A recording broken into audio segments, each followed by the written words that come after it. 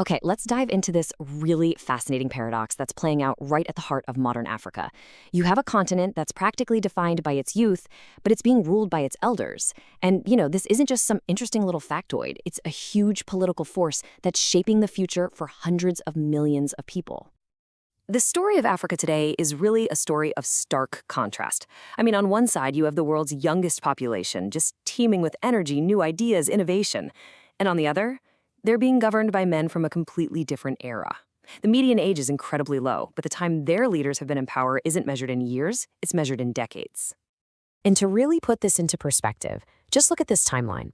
Back in 1982, when President Paul Biya first took power in Cameroon, Michael Jackson's Thriller was topping the charts.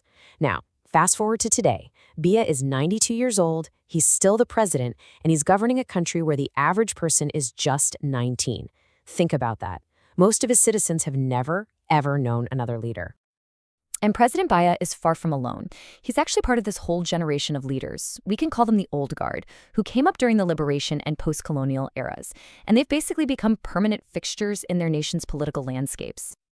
So this old guard, it includes the man we just mentioned, Paul Biya of Cameroon. He recently secured his 8th presidential term. 8th! He's been in charge for over 4 decades.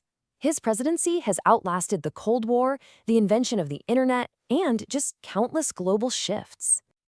It also includes Yoweri Museveni in Uganda. At 81 and after nearly 40 years in power himself, he's not slowing down one bit. In fact, he's already getting ready to run again in the 2026 elections.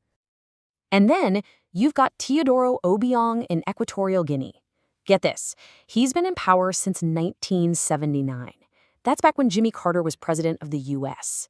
He is, right now, the world's longest-serving president.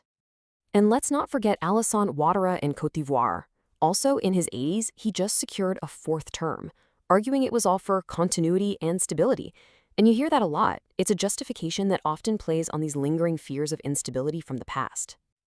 So the big question is, how is this even possible? How do they manage to hold on to their grip for so long? Well, it turns out there's a pretty well-worn playbook for extending their rule, and believe me, it is anything but accidental. It usually involves a few key moves. You can scrap presidential age limits. That's what they did in Uganda, where they got rid of the 75-year-old cap that would have forced Museveni to retire. Or you can introduce a new constitution, which, funny enough, conveniently resets your term count back to 0. That's the argument Ouattara used in Côte d'Ivoire. Some leaders even changed the entire system, like in Togo, where they shifted from a presidential to a parliamentary model just to get rid of direct elections. And what's the justification they always give?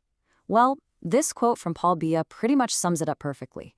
They frame their long rule as a necessity, painting themselves as the only experienced hands steady enough to guide the ship of state through a storm. But for millions of young Africans, that whole argument is wearing really, really thin.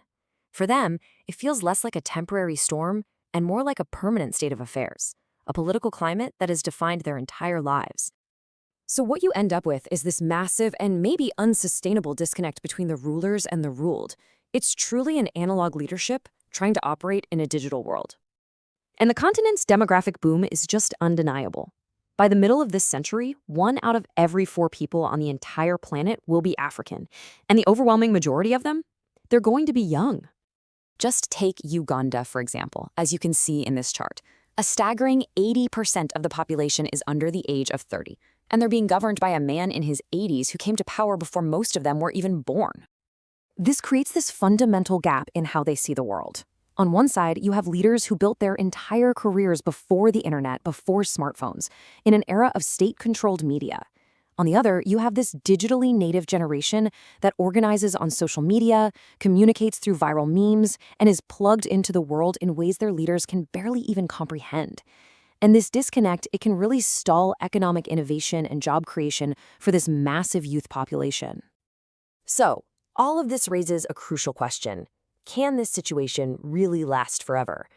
It feels like the myth of the permanent, unshakable leader is finally starting to crack under the pressure of this huge generational divide. And you can see those cracks starting to show. We're seeing widespread protests and civil unrest bubbling up in countries like Cameroon, especially right after election results are announced. People's patience is clearly wearing thin. This growing feeling of despondency has led some young people to start looking for hope in pretty unconventional places, and to cheer for new and sometimes controversial leaders who represent a really radical break from the past. One of these figures is Captain Ibrahim Traoré of Burkina Faso. At just 37 years old, he represents a dramatic generational shift. But, and this is a big but, it's a shift that was achieved not through the ballot box, but through the barrel of a gun. And he is a deeply polarizing figure. To some, he's a revolutionary hero, kind of in the mold of Thomas Sankara, speaking truth to power. But to others, he's just the next autocrat in waiting, consolidating his own power. What he plans to do next is, well, anyone's guess. Ultimately, something has to give. You just can't hold back the immense, impatient, and digitally connected energy of this continent forever with a political structure from a bygone age. The young people of Africa are waiting for their turn. And this all leaves us with the most critical question for Africa's future.